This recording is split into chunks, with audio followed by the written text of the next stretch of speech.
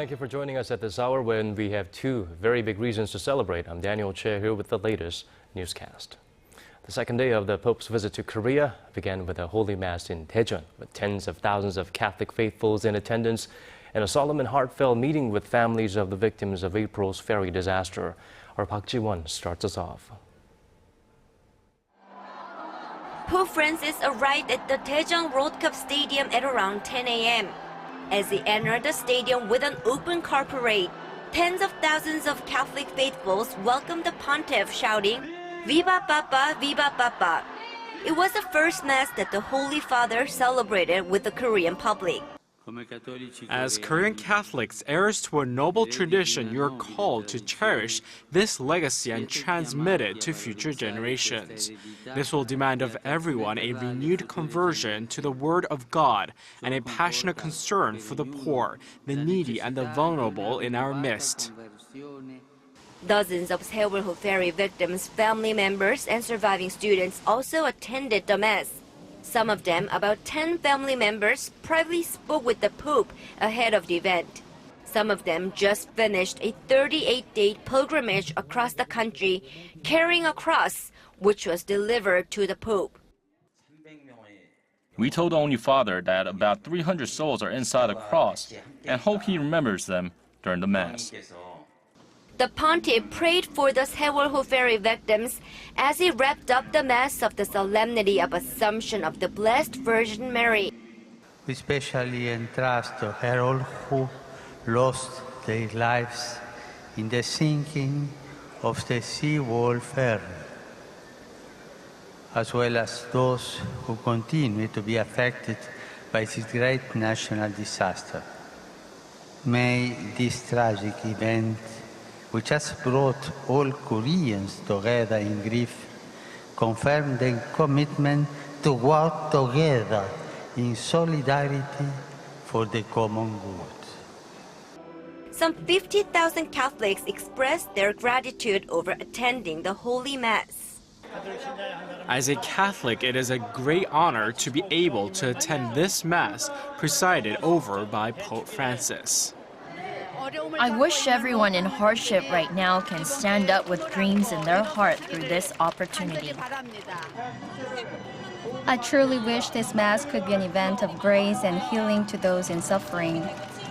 About 230 years after Catholicism first came to Korea, about 10% of the population are now Catholic believers.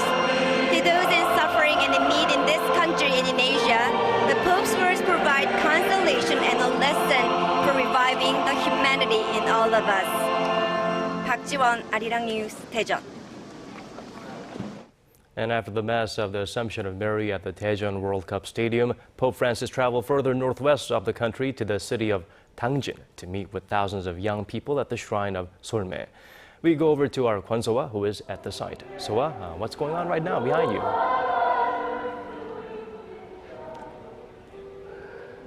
Hi Daniel, I'm reporting live here at this very special venue inside a huge tent here at the Seoul Shrine in Daejeon, where Pope Francis is meeting with around 6,000 young people here, talking to them, and the atmosphere is great here, and for many of them it's going to be a once-in-a-lifetime experience. Now, after the Pope had a luncheon with members of the 6th Asian Youth Day that is in Daejeon, he arrived here in Daejeon at the shrine around 4:50 this afternoon, where he was greeted by thousands of Catholics, non-Catholics, and mostly the youth. Now, after driving through the area by car, waving to the people and holding their hands, he made a prayer at the Seoul Holy Ground, the birthplace of Korea's first priest, Saint Andrew Kim Daejon. Now, the saint died at the young age of 25, just a year after he became a priest during a religious persecution hundreds of years ago in Korea. Okay, so can you tell us a bit more about this Asian Youth Day and its significance?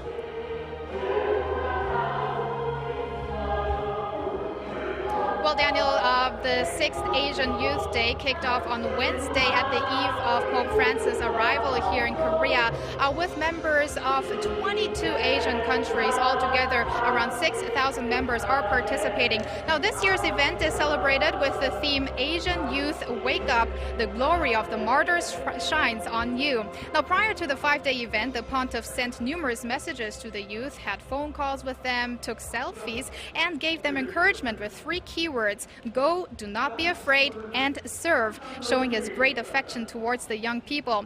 Now, at the meeting with the youth here at the site, the youth from Asian countries like Cambodia and China have held speeches, while Pope Francis made notes while listening to their questions wished to be answered by him. Must have been quite a treat. Lucky for those young people. I wonder what kind of advice and good messages the Pope had delivered to them.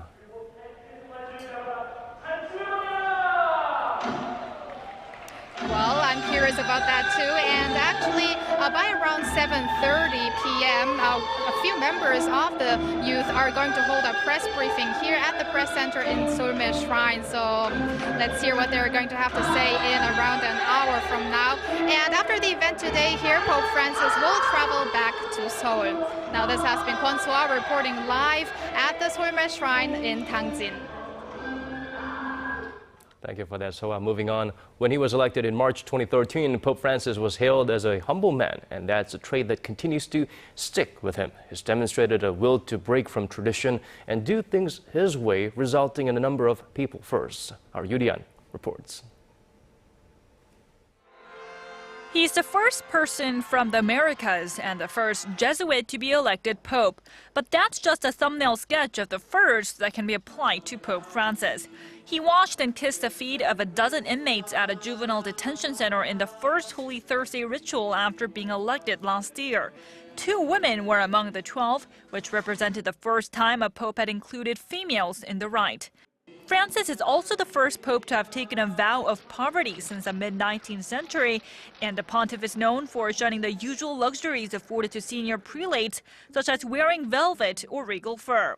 Demonstrating his outreach to the poor, Pope Francis invited 3 homeless people who live on the streets near the Vatican to join him in celebrating his birthday late last year.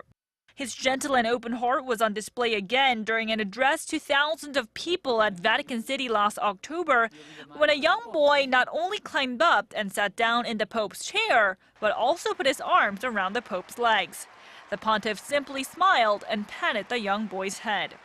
He's drawn further attention in breaking away from formality by checking out of a hotel without his entourage and taking public transportation instead of private vehicles. He's a very humble man. He's a very simple man, and he's a man who put the preaching of the gospel at the heart, at the core of his lifestyle.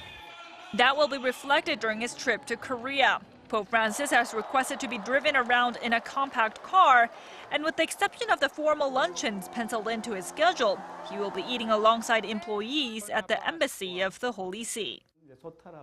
We are focusing on humility, things that are not costly and are ordinary, because that's what the Pope wants. Daejeon, ARIRANG News. Well, with 5 million followers, the Catholic Church in Korea is thriving today, but that wasn't always the case. Catholicism was established here without the help of missionaries and has suffered through a number of persecutions over the centuries. Our Hwang Sung-hee walks us through the history of the Korean Catholic Church.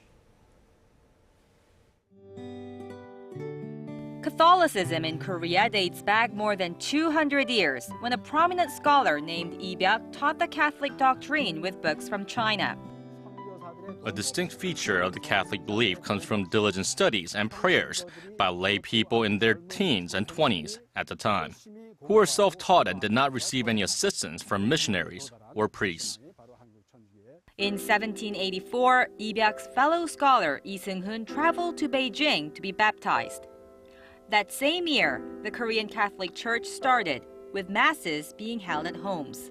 In December 1844, Andrew Kim Daejon was ordained as the first priest of Korea, but was martyred just 2 years later.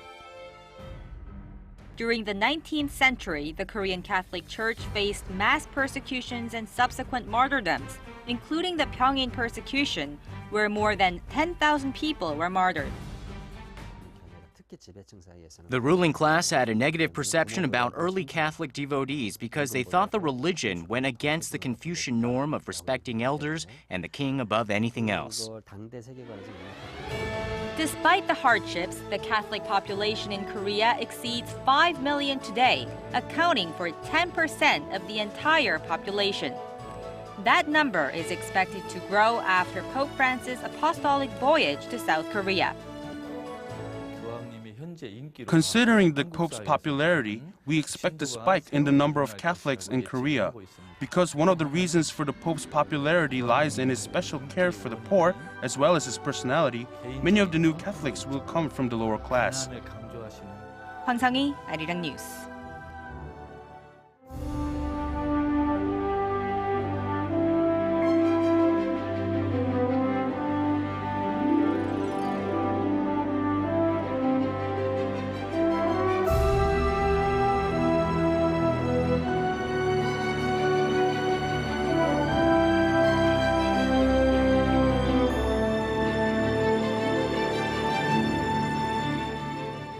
Shifting our focus to this historic day in Korean history, President Park Geun-hye says South and North Korea cannot afford to waste any more time in preparing for reunification. Addressing the nation on this Liberation Day, the president talked of pursuing the smallest of projects the two sides can agree on first to increase dialogue and understanding and eventually end nearly 7 decades of division. Our Choi Yoo-sun has more. Marking the Korean Peninsula's liberation from Japan's colonial rule Friday, President Park said his anguish from the two Koreas' separation passes from one generation to the next. Abnormalities on the divided peninsula have become the norm. The South Korean president then highlighted the urgent need to increase understanding and to help merge the lives of South and North Koreans for reunification. 남북을 가로지르는 하천과 산림을 공동으로 관리하는 일부터 시작해서 서로에게 도움을 줄 수 있는 협력 사업을 확대해 가야 합니다. 저는 이러한 협력의 시동을 위해 오는 10월 평창에서 개최되는 UN 생물 다양성 협약 당사국 총회에 북측 대표단이 참여하기를 희망합니다. President Park also suggested Seoul and Pyongyang jointly launch a cultural project next year for the 70th anniversary of liberation from Japanese colonization. She then urged Pyongyang to come to the high-level talks, which Seoul proposed earlier this week. It's viewed that the Park administration is seeking a turning point in inter-Korean ties, as the North has been showing signs of interest in mending relations. Turning to Japan, President Park, while reiterating her position that Tokyo must first admit to its past atrocities and act responsibly, also spoke with anticipation of the 50th anniversary of diplomatic ties with the country next year. 저는 내년이 양국 국민들 간의 우위를 바탕으로 양국이 새로운 미래를 통해 함께 출발하는 원년이 될 수 있기를 바라면서 이를 위한 일본 정치 지도자들의 지혜와 결단을 기대합니다. In Northeast Asia, the president said Korea, China, and Japan should seek ways to better cooperate on regional issues such as nuclear safety by creating trilateral consultative body. Choi Yoo-sun, ARIRANG News. President Park's Liberation Day speech included a plea to lawmakers to pass a number of economy-related bills that have been held up at the National Assembly due to partisan differences. Our Kim Young-gil has more. President Park Geun-hye used part of her Liberation Day speech on Friday to make a plea to lawmakers, calling out political deadlock that has delayed the passage of a number of parliamentary bills. President Park Geun-hye expressed concern that her economic reform drive may lose steam. She specifically mentioned a policy package announced by the government late last month to inject nearly $40 billion into the market and stressed the need for deregulation measures to boost exports and stabilize the economy. 규제 개혁을 통해 투자를 활성화하고 내수와 수출이 함께 성장해서 국가 발전의 과실이 국민의 삶 속에 골고루 퍼지도록 한다는 것이 핵심 목표입니다. The government plans to levy taxes on firms not spending enough of their profits on investment and salaries, a move aimed at funneling corporate money into households and stimulating the overall economic growth process. President Park also emphasized the need to root out corruption. 국민 안전을 획기적으로 개선하는 안전 혁신을 추진해 가고 민관 유착의 부패 고리를 끊어낼 것입니다. It's a pledge the administration has been making since April's deadly ferry disaster, which uncovered shady ties between government officials and the shipping industry. An anti-corruption body will be set up to deal with looking at the issue and coming up with measures to tackle it. Kim Young-gil, ARIRANG News. A South Korean lawmaker will be visiting North Korea on Sunday to receive condolence flowers, which will be given to mark the 5th anniversary of late President Kim Dae-jung's passing. North Korea sent a message on Thursday that a high-ranking official will cordially hand over a wreath at the Kaesong Industrial Park on August 18th. Lawmaker Park Ji-won from the main opposition New Politics Alliance for Democracy will be there to receive the wreath offered by Pyongyang. Park last visited North Korea in 2007 with late President Kim Dae-jung's wife. Today marks the 69th anniversary of the end of Japan's colonial rule. This day in Japan is known as the anniversary of Japan's defeat in World War II. Japanese Prime Minister Shinzo Abe sent offering while several Japanese cabinet members and lawmakers visited the highly controversial Yasukuni War Shrine, honoring numerous Class A war criminals. Our Kim Yeon-bin has this story. South Korea's foreign ministry deplored the Japanese prime minister for sending ritual offerings to the controversial Yasukuni shrine, calling on the Japanese government and politicians to sincerely repent for the country's wartime atrocities. Japanese Prime Minister Shinzo Abe sent the offering through an aide on Friday, which marks the 69th anniversary of Japan's defeat in World War II. Several Abe's cabinet members and lawmakers also visited the controversial shrine, which honors numerous Class A war criminals, among other war dead. The South Korean government said it could not help but express regret over the visits, as the shrine symbolizes Japan's past militarism and colonial rule over the Korean peninsula from 1910 to 1945. Abe last visited the war shrine December of last year, marking the first visit by a Japanese prime minister since 2006. Raising tensions with China and Korea, both countries would suffer from Japan's imperialism. Bilateral relations between Seoul and Tokyo have reached their lowest point in recent years due to Japan's historical stance regarding sexual enslavement of women and territorial claims over Korea's easternmost island of Dokdo. On this August 15th, Korea not only marks Liberation Day, but the 69th anniversary of the end of Japan's colonial rule of the Korean peninsula. Kim Yeon-bin, ARIRANG News. Participants of this year's ASEAN Regional Forum, which was held in Naypyidaw, Myanmar earlier this week, have renewed calls for immediate action against North Korea's development of nuclear weapons and missile programs. Our Kim Ji-yeon reports. A joint statement on this year's ASEAN Regional Forum in Myanmar, released on Thursday, called for immediate steps for the denuclearization of the Korean peninsula and restart of the multilateral dialogue on North Korea's nuclear program. In the statement, the ministers reaffirmed their support for all efforts to achieve the denuclearization of the Korean peninsula in a peaceful manner and encouraged the creation of a conducive environment for the early resumption of the six-party talks. On North Korea's humanitarian situation, they expressed hope that the two Koreas can come to terms on regular reunions for families separated by the Korean War. The ministers also welcomed North Korea's plan to participate in the Asian Games, which begin next month in the South Korean port city of Incheon. They also expressed hope that Pyongyang and Tokyo make concrete progress in their investigation into Japanese nationals kidnapped by the North decades ago. This week's rounds of talks also touched on the territorial disputes that have erupted in the South and East China Seas, particularly the deployment of a Chinese deep-sea oil rig near islands also claimed by Vietnam. The rig has since been removed, but diplomats at the ASEAN Forum pressed Beijing and Hanoi to resolve the issue in a peaceful manner under the boundaries of international law and norms. In response to recent tragedies in the region, including the disappearance of Malaysia Airlines Flight 370 and the sinking of the Sewol ferry in April, ASEAN Forum participants urged strengthening regional cooperation on search and rescue missions. Kim Jeon, ARIRANG News. North Korea has asked for humanitarian assistance and a further lifting of sanctions by Japan. According to the Nihon Keizai Shimbun, Pyongyang promised to provide preliminary findings of a new probe into the whereabouts of missing Japanese nationals in return for aid and ease penalties. Tokyo had already waived some unilateral sanctions on Pyongyang in conjunction with the start of the investigation last month. But the country has been wary of giving up more to the north in the absence of clear evidence of progress in the swap deal, which was promised. Some experts, however, expressed concerns that Pyongyang could be trying to use the abduction issue as a wedge to further weaken Seoul's solidarity with Tokyo.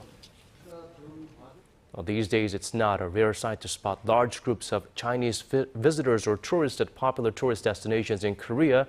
They've been flocking to the country in recent years, and they are proving to be major spenders, bringing about a welcome effect on the domestic economy. Our Son Jung-in gives us the figures. The number of Chinese tourists to South Korea has surged more than fourfold in just the past 6 years, and they're bringing in more money than ever before. According to data released by the Korea Institute for Industrial Economics and Trade, the number of Chinese visitors to the country reached over 4.3 million last year, compared to just 1 million in 2007, making up the largest group of visitors from a single country. The astonishing figure represents an average annual growth of 26% over the cited period, and last year, the Chinese accounted for 35.5% of all foreign tourists to Korea. Accordingly, they were also the biggest spenders among tourists, with individuals shelling out about $2,300 on average, up 80% from 2008. The money accounts for nearly half of the total spent by foreign tourists altogether. It's a remarkable amount considering average spending by tourists from the U.S. grew only around 7%, while those from Japan fell 4%. Experts attribute the recent trend to the strong yuan and more Chinese opting to travel to Seoul amid geopolitical tensions with Japan. The institute, meanwhile, estimated that Chinese tourists created an economic impact of more than $13 billion on the Korean economy, up roughly 2.5-fold from 2010. The report added that in order to maximize the impact of the rise of Chinese tourists, the country should expand the number of shopping areas and improve the quality of services and products to retain the trust of generous Chinese visitors. Son Jung-in, ARIRANG News. We shift gears to a different story now. South Korea has been stepping up efforts to prevent the entry of the deadly Ebola virus into the country, including setting up a counter-Ebola task force in April. And on this Thursday, a team of 4 experts has been dispatched to Lagos, Nigeria, to check on the health conditions of Koreans under quarantine there. And they'll also learn more about the spread of the virus as well as the response measures taken by medical authorities in the region. The team is comprised of an investigator from the Korea Centers for Disease Control and Prevention, a specialist from National Medical Center's Division of Infectious Diseases, and 2 members of the Ministry of Foreign Affairs Emergency Response Team. The government says more groups could be dispatched depending on how the situation in West Africa develops. Iraqi Prime Minister Nouri al-Maliki has vowed to step aside and support his nominated replacement to the post, potentially ending the political deadlock that has plunged Baghdad into uncertainty as the country fights a Sunni militant insurgency. The dramatic decision came as U.S. President Barack Obama said on Thursday that the country succeeded in breaking the siege of Mount Sinjar, where tens of thousands of Yazidi refugees had fled from Islamic State militants. Obama added that there were plans to withdraw the majority of military advisors deployed there, citing the improved conditions. However, the president said airstrikes against militants will continue to protect Americans and prevent Islamic State attacks on the Yazidis. The Boko Haram militants in Nigeria have abducted scores of young men from Borno State. According to Human Rights Watch, over 10 people were killed during an attack on a village Sunday, and over 100 young men were abducted. The organization says the Islamist group has killed over 2,000 people in Nigeria in the first half of this year alone, and that abductees were likely being used as part of their insurgency. In April, Boko Haram attacked a school, kidnapping 276 female students, and since then only 60 have escaped while 219 are still being held captive. Protests in a Missouri city over the death of an 18-year-old Michael Brown got exceedingly violent at one point, with some even throwing Molotov cocktails. Police responded by using tear gas and smoke bombs. On this Thursday, President Barack Obama appealed for calm in the St. Louis suburb of Ferguson. Speaking from his vacation at Martha's Vineyard, he called last Saturday's death of the young teen a tragedy and urged police and protesters to take a step back and consider how to best move forward. According to St. Louis County Police, Michael Brown was unarmed but said he physically assaulted an officer, and in a struggle that pursued, Brown reached for the officer's gun and a shot was fired, leading to his death. The president called on local police to be open and transparent in their investigations, and he also said there is never an excuse for violence toward police officers, but also no excuse for police to use excessive force against peaceful protests. And that's all we have for now. Do join us again at 10 p.m. Korea time. Thank you for watching.